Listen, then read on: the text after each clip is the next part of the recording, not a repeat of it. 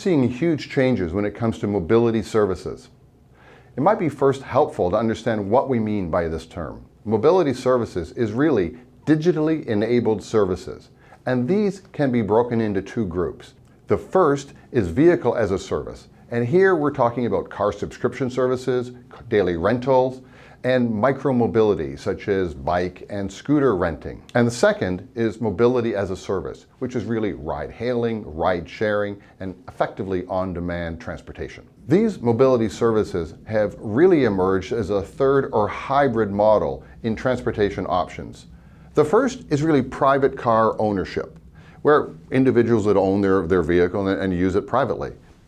On the other end of the spectrum is public transportation, which is largely bus and train, etc. Mobility services fits in the middle between these two options. These mobility services already constitute and contribute to a meaningful part of the US economy, contributing up to $80 billion today already, with ride sharing contributing roughly half of that amount. More importantly, mobility services has huge opportunity and potential. In the US market, we expect that over the next 10 years, by 2030, revenues will almost double to $150 billion, with almost half of that coming from mobility as a service offerings. So there's clearly a large opportunity in this space. And we believe with the right service offerings, collaboration across ecosystem partners, and optimization, all players can gain and profit accordingly, from OEMs, mobility service providers, and public transportation alike.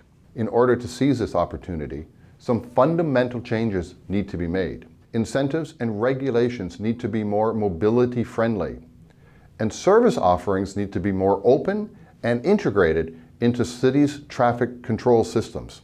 What we mean by this is that today we have high innovation and high investment coming from often not yet profitable private sector and merely passive response from the public sector.